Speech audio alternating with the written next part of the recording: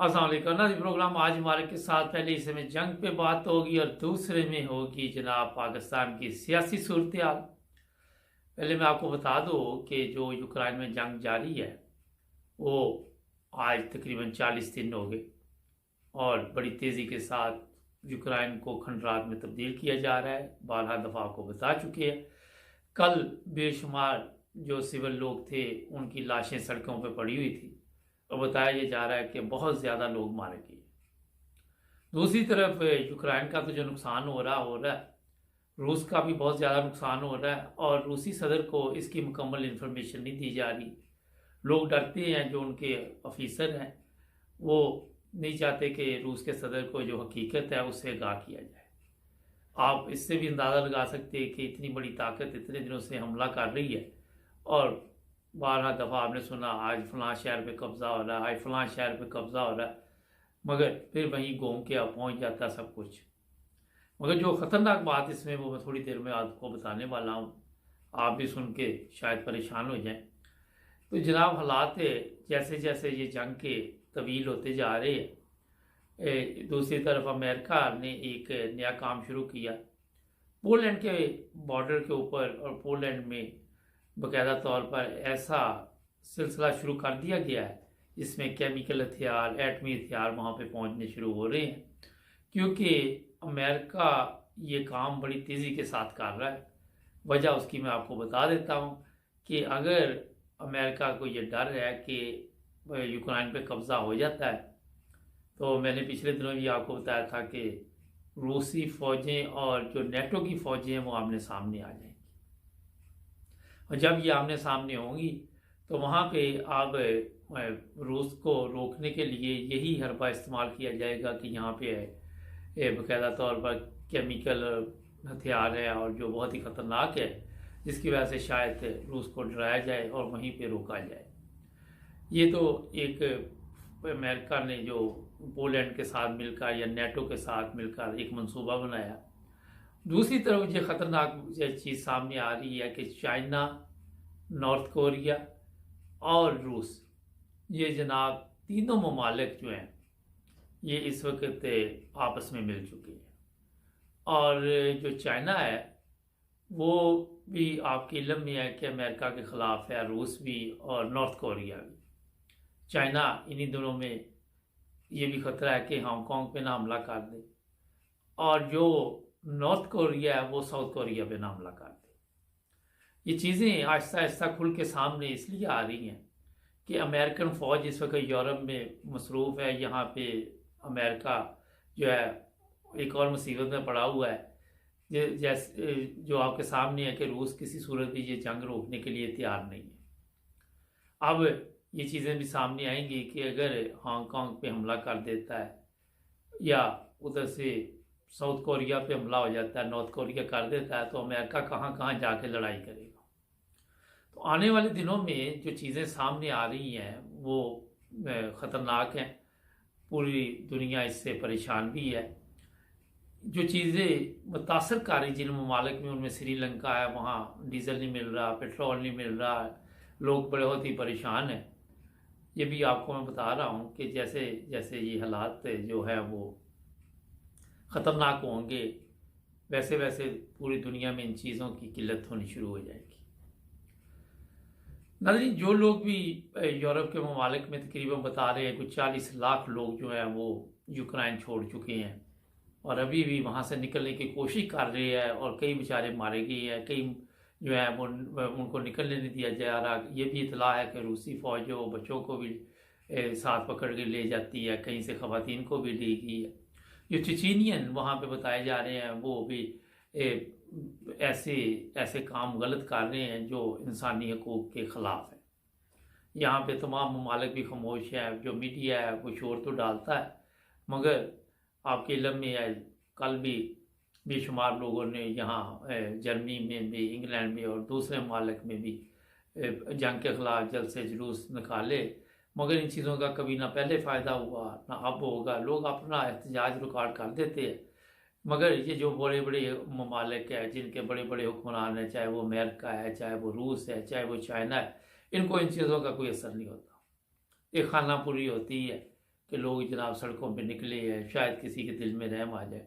जो वहाँ पे तकलीफ दे मंज़र देखने वाले थे वो ये है कि लोगों को इलाज की सबसे बड़ी प्रॉब्लम बनी हुई। जो मर गए वो तो मर गए, और ये भी है कि 300-300 लोग एक एक कब्र में दफन किए जा रहे हैं, और मुख्तलिफ जगह पे जहाँ भी जगह मिलती है वहाँ पे लोगों को दफना दिया जाता है, क्योंकि तादाद इतनी बड़ी है, बताया जा रहा है कि आप सोच भी नहीं सकते, आप अंदाज़ा भी नहीं लगा सकते। और रूस एक तरफ अपने आप को कई शहरों से पीछे हटा रहा है, लेकिन जो चीज़ें सामने आ रही हैं उसमें बताया ये जा रहा है कि हो सकता है यहाँ केमिकल हथियार इस्तेमाल किए जाए, पहले अपनी फ़ौज को पीछे ले जाए और बाद में ये काम करे, क्योंकि रूस को अब इससे फ़र्क नहीं पड़ रहा कि कितने लोग वहाँ पे मर रहे हैं, कितने लोग जो है वो घर बार छोड़ रहे हैं, क्या हो रहा है। उसका मकसद जो है वो यही है कि वहाँ उस मुल्क की तबाही हर तरफ वो चाहता है और वो कब्ज़ा चाहता है, मगर अभी तक कब्ज़ा क्यों नहीं हो रहा। पूरा यूरोप जिस तरह वो उसकी मदद कर रहा है। जो गैस वगैरह का इशू था अभी उस पर मेरा ख्याल है थोड़ा टाइम लगेगा, क्योंकि अभी जो हमें इतला है कि इस महीने के एंड तक कोई हालात जो है वो शायद बेहतरी की तरफ आ जाए, फिर रूस को ये कदम नहीं उठाना पड़ेगा। मगर जर्मनी में अभी तक इस तरह का कोई मामला नहीं, अफवाहें बहुत थी, शोर भी था, लोग डरे हुए भी थे कि शायद ये गैस बंद कर दे। फिर ऐसे ऐसे यहाँ पे प्रोजेक्ट चल रहे थे, अगर वो गैस बंद हो जाती तो कहते हैं कि वो काफ़ी बड़ा नुकसान होने का ख़तरा भी था। इसीलिए जर्मनी ने नरम तरीके के साथ रूस से बातचीत की और ये भी उसको बताया कि हमारे ये मामला आते हैं, एक दूसरे से बातचीत का बड़ा सिलसिला जारी है। अमेरिका ने तो कहा था कि जनाब बंद करवा इससे गैस भी ना लें, इससे पेट्रोल भी ना लें, डीजल भी ना लें, कोई चीज़ ना लें, लेकिन जर्मन गवर्नमेंट की यहाँ मेरा ख्याल है कि ये बताना मैं ज़रूरी समझूंगा कि अक्लमंदी है कि उसने यहाँ पे अमेरिका की बात नहीं मानी और अपने मुल्क की बेहतरी के लिए सोचा, और उसी वजह से आज भी जर्मनी में जो रूस से गैस वगैरह है वो अभी तक जारी है। आने वाले दिनों में रूस के सदर का अगर माइंड चेंज हो जाता है तो आप या मैं या कोई और क्या कह सकता है, क्योंकि अभी तक इस मसले को हल करने की तरफ संजीदगी के साथ कोशिश नहीं की जा रही। तुर्की में मुज़ाकरात तो होते हैं मगर उनका कोई ख़ास फ़ायदा अभी तक नहीं पहुंच रहा। उसका अंदाज़ा आप यहाँ से लगा लें कि ऐसे ऐसे मसाइल रूस जो है वो इस्तेमाल कर रहा है, जो बताया ये जा रहा है कि काफ़ी बड़े एरिए को तबाह कर देते हैं, बर्बाद कर देते हैं। लोग जो वहाँ पे होते हैं वो भी अपनी ज़िंदगी से हाथ धो बैठते हैं और बड़ी तकलीफ से मौत होती है। ये सुकून दुनिया का तबाह आपने देखा आज पूरी दुनिया में जो हालात बने हुए हैं, लोग डरे हुए हैं, खौफ ज़्यादा है या जो भी आप देखते हैं, मगर जो ज़िम्मेदार ममालिक है वो अभी भी इसी चक्कर में है कि हमारी ये बादशाही पूरी दुनिया में होनी चाहिए। मैंने कई दफ़ा आपको बताया कि इस वक्त 2 ब्लॉक बन चुके हैं और चाइना मुकम्मल तौर पर रूस को मदद दे रहा है। यूरोपियन यूनियन ने मना भी किया है, मगर ये सिलसिला अंडरग्राउंड चल रहा है। अब यूरोप भी तमाम ममालिक के साथ एक दफ़ा पंगा लेने की पोजीशन में नहीं है। चाइना से भी ले ले, रूस से भी ले ले, फिर और ममालिक के साथ भी मसाइल पैदा होंगे। तो यहाँ जो यूरोप है वो चाइना के साथ बातचीत तो कर रहा है, मगर तरीक़ाकार नरम है। यूरोपीय यूनियन की सदर मैंने उसे नहीं बताया था। तो ये हालात आने वाले दिनों में किधर जाते हैं, कहाँ पहुँचते हैं, ये वक्त बताएगा, मगर जो इतला हमारे पास है वो अच्छी नहीं है। एटमी जंग जिसकी अफवाह आजकल बड़े ज़ोर शोर से चल रही है, किसी वक्त भी शुरू हो सकती है। अब इसमें ये भी हो सकता है कि कोई रूस के ऊपर ऐसा हमला किया जाए, क्योंकि ये भी इतला हमारे पास है कि रूस के ऊपर एक बहुत बड़े हमले की तैयारी की जा रही है। रूस की मीडिया ने यह दावा किया है और उनका कहना है कि रूस पे अगर हमला किया गया तो जैसे ही ये हमला होगा तो ये एटमी जंग में तब्दीली शुरू हो जाएगी। अब देखते हैं कि क्या हालात आते हैं आने वाले दिनों में। नाज़रीन, पाकिस्तान की अभी बातचीत करेंगे। कि पाकिस्तान में जिस तरह कल से एक ड्रामा चल रहा है उसका क्या होगा और क्या होने वाला है। मगर मैं ये बता दूं, कल से जर्मनी में भी मास्क की पाबंदी ख़त्म कर दी है। दुकानों पे ये जो भी आप शॉपिंग करने जाएंगे वो वहाँ के स्टोर है वो बताएंगे आपको कि आपने यहाँ इस्तेमाल करना है या नहीं करना। बहरहाल वैसे इन्होंने जो पाबंदी है वो उठा दी। इंग्लैंड में अगर बात करें कोरोना की तो उन्होंने बताना ही बंद कर दिया कि कितने लोगों को कोरोना है, क्या हालात हो रहे हैं। वो भी कहते हैं कि ज़िंदगी नॉर्मल जितनी जल्दी हो सके आ जाए। मगर मेरा ख्याल है कि कोरोना से पहले वाली ज़िंदगी अब दोबारा कभी भी नहीं वापस आएगी, क्योंकि जो वक्त गुजर गया गुजर गया। एक ब्रेक लेते हैं, ब्रेक के बाद बातचीत करेंगे पाकिस्तान की सूरत हाल पे कि क्या होने वाला है वहाँ। आप देख रहे हैं इस वक्त nine brothers TV. Nine brothers TV ला रहा है अपने नाजरीन के लिए सियासत से जुड़ी हर खबर सबसे पहले। हर खबर हकीकत पर मबनी। हर रोज स्पेशल प्रोग्राम देखिए आज मुबारक जावेद के साथ, सिर्फ और सिर्फ नाइन ब्रदर्स टीवी इंटरनेशनल पर। नोट, इस चैनल का किसी भी मजहबी या सियासी जमात से कोई ताल्लुक नहीं। प्लीज हमारे चैनल को सब्सक्राइब जरूर करें। अगर आप अपने कारोबार की पब्लिसिटी करवाना चाहते हैं तो स्क्रीन पर दिए गए नंबर पर राब्ता करें 447459168308। जी नाज़रीन, ब्रेक के बाद आपकी खिदमत में दोबारा हाजिर। आज जुल्फ़िकार अली भुट्टो को 45 साल हो गए इस दुनिया से गए। थोड़ा सा पीछे चलेंगे, पाकिस्तान के हालात पे भी नज़र डालेंगे।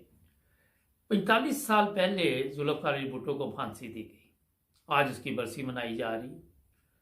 मैं इसलिए आप लोगों को बताना चाहता हूँ कि इससे पहले सदर अयूब का दौर था, वो भी फौजी हुक्मरान थे, मगर दुनिया में पाकिस्तान की इज्जत थी, वक़ार था। जो पुराने लोग अयूब खां के ज़माने की आज भी दुनिया में मौजूद है, वो उसकी तारीफ़ करते हैं और ये भी कहते हैं कि जब उसको कुत्ता कुत्ता कहा गया तो उसने इक़्तिदार छोड़ दिया। और उसके बाद ही पाकिस्तान की जो तबाही थी, जो आज भी आप देख रहे इदारों में है या कहीं पे भी है, आपको नज़र आती है। भुट्टो साहब ने अपनी तरफ से तो बड़े हीरो बने और फिर जो उन्होंने ऐसे फैसले पार्लियामेंट में किए जिसमें एक उनका भी बड़ा कारनामा, वो खुद बताते थे कि 90 साल मसला हल किया। मगर आज आप देख रहे जिन लोगों का इन्होंने मसला हल किया था वो पूरी दुनिया में फैल चुके हैं और जो मसला हल करने वाले थे, जो हीरो बनते थे, उनके साथ क्या सलूक हुआ। ये कहा जा रहा है कि भुट्टो साहब ने भी अमेरिका के साथ पंगा लिया था, उस वजह से जी उसे सज़ा दी गई और ऐसी इबरतनाक सज़ा किसी वज़ीर आज़म को पाकिस्तान में नहीं मिली जो जुल्फ़िकार अली भुट्टो को मिली। जो उसके साथ सलूक किया उस पर बेशुमार हम प्रोग्राम कर चुके हैं। और जिस तरह मुल्क उसके बाद आपने देखा कि एक तो लोगों की मजहबी आज़ादी छीनी गई, दूसरा मजहबी तौर पर लोगों के साथ ऐसा सलूक किया गया, झूठे मुकदमात बनाए गए, लोगों को शहीद किया गया, जिसमें बेशुमार अहमदी आपके इल्म में है। और फिर आज कौम को जो जुल्फ़िकार अली भुट्टो कहता था रोटी कपड़ा और मकान मिलेगा, वो आज तक ना मिल सका। ये सोचने वाली बात है। कौम में दयानतदारी नहीं रही। आज जो इल्ज़ाम लग रहे हैं पार्लियामेंट में, जो लोग बैठे हुए हैं उन्हें भी बददयानत कहा जा रहा है। उसके अलावा तलीमी मियार ख़त्म हो गया। हर चीज़ में ख़त्म नबूवत की तरफ मुल्क को लेके जाने वालों ने कभी ये ना सोचा कि नबी पाक सल्लल्लाहु अलैहि वसल्लम की क्या तालीमात थी और उन्होंने लोगों के हकूक़ के बारे में क्या फरमाया था। ना कि इन्होंने ये जो जितनी अवाम है उनके हकूक़ पूरे करने में बददियानती की। उसके अलावा ये भी हुआ कि अपोजिशन जो भी आती है आपने उसके बाद देख ली, जब से भुट्टो साहब आए, जो आइन इन्होंने बनाया, जो आइन इन्होंने दिया, उस आइन पे आज तक इनको समझ नहीं आ रही कि ये कहाँ लेके जाता है, कौन सी जो भी जिस तरह ये आर्टिकल बताते हैं फलां फलां फलां, उसी पे इनको खुद भी समझ नहीं आती। पता नहीं कैसे का आइन है। मेरे ख्याल में तो वहाँ साफ पता चलना चाहिए कि ये आर्टिकल फलां चीज़ के लिए, फलां चीज़ के लिए, किसी को समझ नहीं। सुप्रीम कोर्ट में केस जाते हैं, फिर अदालतें लगती हैं, अदालतों में जो फैसले होते हैं वो भी आपके इल्म में है। कोई पहली दफ़ा ये कौमी असम्बली का केस सुप्रीम कोर्ट में नहीं गया, इससे पहले भी आपके इल्म में कि नवाज शरीफ के दौर में भी गया था। अच्छा, अब मैं ये बताना चाहता हूँ आपको कि जो हालात पूरी दुनिया देख रही पाकिस्तान की, वो है बददियानत लोग। और सोशल मीडिया पे इस तरह बताया जा रहा है कि 50 अरब रुपये इन लोगों के लिए बाहर के ममालिक से आए। अब बंदा पूछे, इनकी औकात है इतनी बड़ी रकम की? ये 10-10, 20-20 हज़ार, 20-20 करोड़ वाले लोग जो है, इनके लिए कोई भी मुल्क, ये अमेरिका पर इल्ज़ाम लगाते हैं, अमेरिका क्यों इन पर इतना बड़ा खर्च करेगा जी? उसको पता है कि इस काबिल नहीं है ये लोग। मैं अभी वज़ीर आज़म साहब पाकिस्तान, जो इस वक्त इमरान खान नहीं है, वो लोगों के साथ बातचीत कर रहे थे, उनकी बात सुन रहा था। उनका कहना जी ये लोग बिके हैं, ये हुआ वो हुआ, चले जी मान लेते। वो बिके हैं, आपकी एजेंसियाँ किधर हैं, आपके इदारे किधर हैं, आप लोगों ने इनको पकड़ा क्यों नहीं, इनको सजा क्यों नहीं दी, इनके लिए कोई ऐसे मुकदमा दर्ज क्यों नहीं हुए? ये ज़बानी आके हमें बता देना कि सेनेट में इतने लोग, इतना पैसा चला है, कौमी असम्बली में चला है, नून लीग ने खरीदे है, फलां ने खरीदे है, फलां ने खरीदे है। वो किसी को सजा तो दो पकड़ के। और अब जिस तरह जहांगीर ग्रुप है, अलीम खान, जिस अब इमरान खान का साथ छोड़ के हुए, सजा किस किस को दे जी? ये भी एक प्रॉब्लम है वहाँ। यहाँ सारे चोर हो, जिस चोर को भी पकड़ेंगे उसको जब आप सजा के तौर पे अदालत पे पेश करेंगे या गिरफ्तार करेंगे, वो इमरान खान के साथ होगा तो इमरान खान का वो फिर साथ छोड़ जाएगा। अब जहाँ पे 99% चोर हों तो चोर एक दूसरे को पकड़ते रहे, तो वहाँ पे क्या हो सकता, आप मुझे बताएं। आप हाई कोर्ट में ले जाएं चोर को, जो हाई कोर्ट में बैठे हुए वो कैसे सजा दे सकते? बड़ा मुश्किल काम है, क्योंकि वहाँ पे जो लोग आए हुए हैं वो पहले इन चोरों की रखवाली पे बैठे होते थे। तो ये खौफनाक हालात उस वक्त तक पाकिस्तान में चलते रहेंगे जब तक वहाँ सबसे पहले दयानतदार लोगों की ज़रूरत है। अब आएंगे कहाँ से दयानतदार लोग, ये भी बड़ा मुश्किल सवाल है। मगर जिस तरह इमरान खान कोशिश करता रहा, मगर इसको भी झूठ बोलना पड़ता है, यू टर्न लेना पड़ता है। जिस माहौल में ज़िंदगी गुजारी हो वहाँ का असर कुछ ना कुछ तो हो जाता है। बड़ा मुश्किल होता है उस माहौल में कि आप अपने आप को बड़ा पाक साफ रखें। आप कोशिश भी करें तो वो रहने नहीं देते, क्योंकि इर्द गिर्द आपके ऐसे बेड़ी होते हैं, या तो वो आपको खा जाएंगे या आपको उनके मुताबिक चलना पड़ेगा। ये बहुत ही तकलीफदेह हालात है पाकिस्तान के। इसमें अगर अपोजिशन की बात कर ले, जिस तरह वो शहबाज शरीफ की कल शक्ल मैंने बताई थी, और या तो फजल रहमान है, उनके भी मैंने बयान सुने, दूसरों के भी सुने, बिलावल के भी सुने, जरदारी के भी सुने। ये बेईमान लोग जो है, ये ईमानदारी की बातें कैसे कर सकते हैं? आपके इल्म में जरदारी है, उस पर इल्ज़ाम थे, जेल में रहा।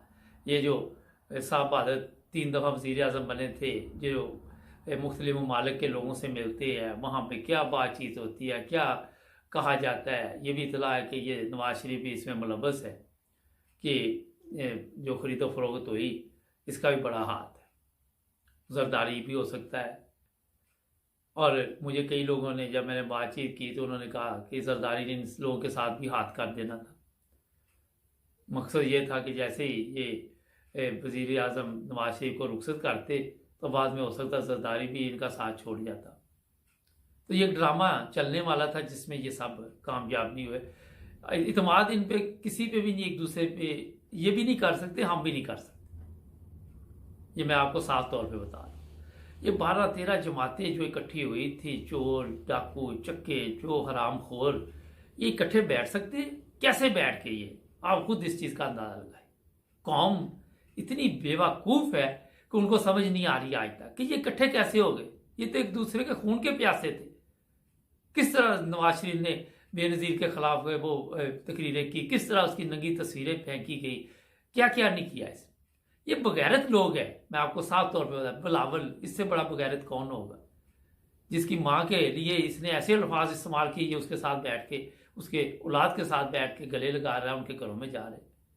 इनमें शर्मो हया का नाम ही नहीं इन लोगों में किसी किस्म का, मैं आपको बता दूं। दूसरी तरफ जो मरियम है या दूसरे लोग हैं, उनमें कौन सी गैरत है। तो इन चीज़ों इन लोगों का इस गैरत नाम से कोई मेरा वैसे ही तल्लक नहीं, और ना ही इनका इन चीज़ों से कोई लेना देना। ये चीज़ें मैंने आपको इसलिए बताई कि पाकिस्तान में इंतखाबात करवा लें, फिर वही चोर चक्के आगे आएंगे। फसाद करने वाला कोई भी नहीं है, फिर मुझे इलेक्शन करा लो। 90 दिन में कैसे इलेक्शन होंगे जनाब। आप पहले इनको पकड़ो तो सही, जिन पर इल्ज़ाम लगाए हैं। जाली डिग्री साबित होने पर सजा नहीं मिलती, उसकी सीट जी ले ली हमने, ये सजा उसके लिए। कैसा यार कानून है, कैसे आइन है, कैसे सिलसिले के सिस्टम के साथ आप चल रहे। पहले इनको पकड़ो, इनको सजाएं दो, आपको एक बंदा नहीं बचेगा। तो ये चीज़ें इसलिए मैंने आपके सामने रखी कि वहाँ पे आप जो मर्जी करते रहे, फिर वहीं पे घूमते रहेंगे। जो भी जीतेगा दूसरा चोर है। जब चोर चोर चोर सारी चोर, तो क्या करें। नाज़रीन, आज के लिए इतना ही बहुत है। जुड़े रहे हमारे साथ ताकि और भी अच्छे अच्छे प्रोग्राम मिले। अपना ख्याल रखें। अल्लाह हाफ़िज़।